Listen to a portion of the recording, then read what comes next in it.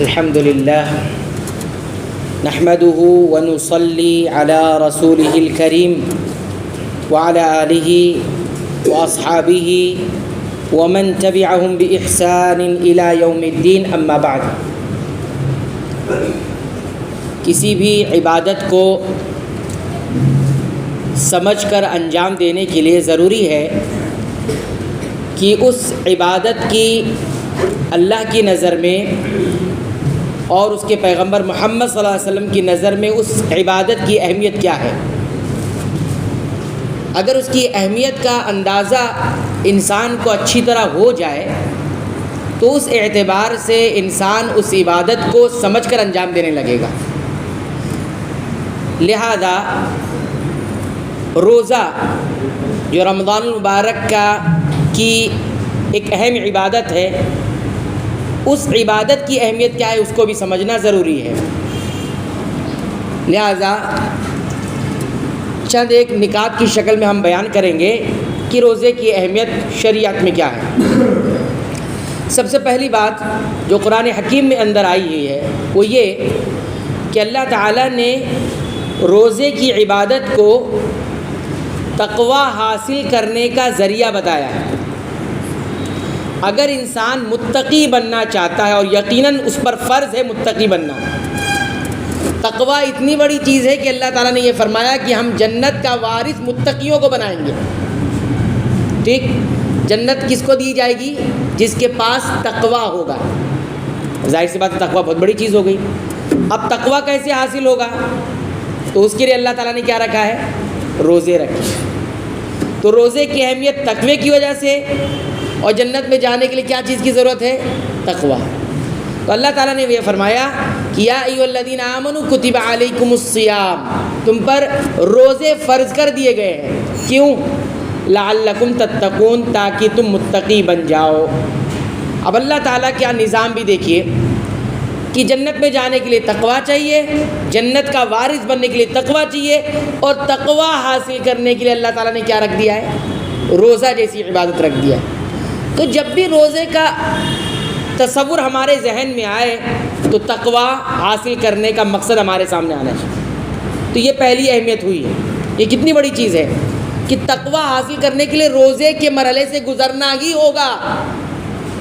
یعنی بہت ساری چیزیں ہیں تقوی حاصل کرنے کے لیے، لیکن ایک اہم عبادت جو خصوصی طور پر پورے سال میں 1 مہینے تک دی جاتی ہے، کہ اس روزے کو جو 1 مہینہ برت لیا واقعی معنوں میں وہ تقوی حاصل کر سکتا ہے.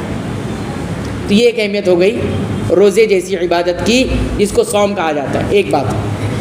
دوسری بات، شریعت میں اس روزے کی اہمیت اور مقام یہ ہے کہ کسی بھی انسان کا اسلام اس کے بغیر ممکن ہی نہیں ہے. کوئی انسان اپنے آپ کو مسلمان کہلاتا ہے کہ میں مسلمان ہوں، اور روزہ اس کی زندگی میں نہیں ہے تو اس کا اسلام مکمل نہیں ہے. وہ مسلمان نہیں کہلائے گا، اس کو مسلمان کہا ہی نہیں جا سکتا. اسلام کے 5 ارکان ہیں، 5 ارکان میں ایک رکن، ایک پلر کیا ہے؟ روزہ ہے. ٹھیک، اسلام کی ایک بلڈنگ ہے، ہاں ایک عمارت ہے، اس کے کتنے پلر ہیں؟ کتنے کھمبے ہیں؟ 5 کھمبے ہیں. اس ایک کھمبے میں سے، ان 5 کھمبے میں سے ایک کھمبے کا نام کیا ہے؟ روزہ ہے. وہ ایک کھمبا نکل گیا، پوری عمارت بلڈنگ کیا ہو جائے گی؟ گر جائے گی. لہٰذا یہ دوسری اہمیت ہوئی. ٹھیک ہے. تیسری اہمیت کہہ کر بات مکمل کریں گے.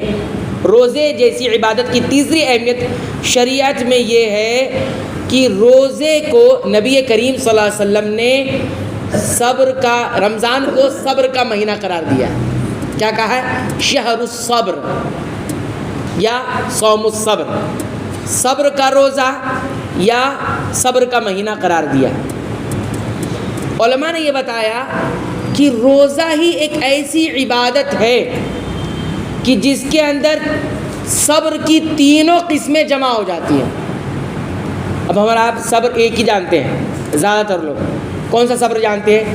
مصیبت آ گئی صبر، کوئی دنیا سے چلا گیا اپنا صبر، مالی دشواری آ گئی صبر، بیماری آ گئی صبر، کوئی چیز گم ہو گئی صبر، یہی صبر جانتے ہیں نا.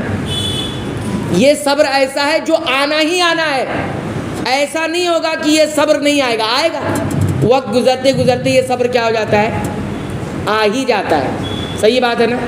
یہ صبر ایسا ہے کہ انسان کی فطرت میں ہے، پہلے تھوڑا کم تھوڑا کم تھوڑا کم، پھر اس طرح کر کے صبر آ جاتا ہے نا.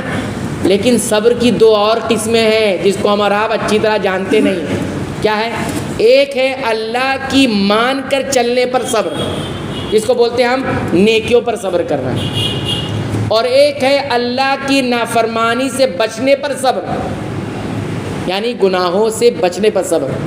یہ دو صبر نہیں جانتے ہم لوگ، بہت کم لوگ جانتے ہیں. تو بہت مشکل ہوتا ہے. جیسے مثال کے طور پر نماز پڑھنا ہے نا، کتنے لوگ نیکیوں پر صبر کرتے ہیں نماز پڑھنے پر. آج تو ماشاءاللہ مسجد بھری دکھ رہی ہے، آج پتہ نہیں کیوں مسجد بھری ہوئی دکھ رہی ہے. یہ تو وہی لوگ بتا پائیں گے جو لوگ آج آئے ہیں. ٹھیک ہے، تو صبر کہاں ہے؟ نماز کے اوپر صبر کہاں ہے؟ وہ عبادت جس کا کوئی تصور نہیں ہے شریعت میں، اس کے لیے آئے ہیں ماشاءاللہ. اور وہ عبادت جس کے اوپر پوری دین کی بنیاد کھڑی ہے، اس کے لیے آ نہیں رہے ہیں. 5 وقتہ نمازیں، فجر کی نمازیں، 1 صف 1.5 صف، اچھے مسلمان نہیں آ رہے ہیں. اب اللہ ہی بہتر جانتا ہے وہ پڑھتے ہیں کہ نہیں پڑھتے ہیں، وہ بتا سکیں گے، اور ان کا معاملہ اللہ کا معاملہ ہے. لیکن یہ صبر کہاں ہوا؟ نیکیوں پر صبر. کچھ بھی ہو جائے نیکی کرنا ہے، اس کو کہتے ہیں صبر. اور گناہوں سے بچنا. مارکیٹ بہت خراب ہے، اتنی خراب ہے کہ جھوٹ کے بغیر کما ہی نہیں سکتے. صبر کریں گے نا، جھوٹ نہیں بولیں گے کچھ بھی ہو جائے، چاہے فاقہ آ جائے. سود کی طرف نہیں جائیں گے کچھ بھی ہو جائے. اور اللہ تعالیٰ ایسا نظام بنایا ہے کہ جھوٹ بولے بغیر تمہیں رزق نہیں ملے گا، ایسا نظام بنایا اللہ نے. سود میں جائے بغیر ایسا نظام بنایا اللہ تعالیٰ نے. یہ تو اللہ کے نظام پر تہمت ہو گئی، انگلی اٹھانا ہوا. کیا کریں گے؟ جھوٹ نہیں بولیں گے تو کچھ نہیں چلے گا ہمارا، ہم مارکیٹ میں ٹک ہی نہیں پائیں گے. اچھا تو تم ٹکیں گے، تمہارا جھوٹ تمہیں ٹکائے گا مارکیٹ میں، اور رب العالمین کچھ نہیں، اس کی کوئی حیثیت نہیں. تو یہ گناہوں سے بچنے پر صبر.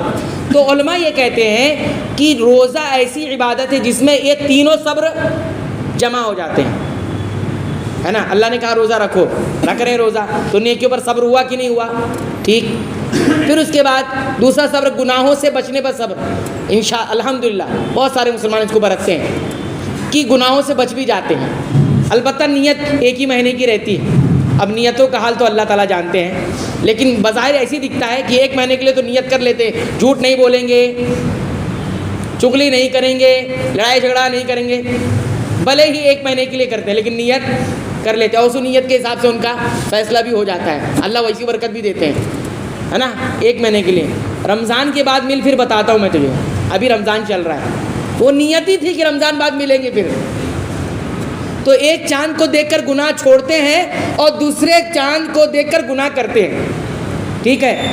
لیکن روزے میں کیا ہوتا ہے، 1 مہینے تک وہ گناہوں سے بچنے پر بھی صبر انسان کر لیتا ہے، اس لیے یہ اہم عبادت ہے. اور تیسرا، اس عبادت کو کرنے میں کیا ہم کو مشقت آتی ہے؟ بھوک، پیاس اور بہت ساری چاہتوں سے دور ہونا پڑتا ہے نا.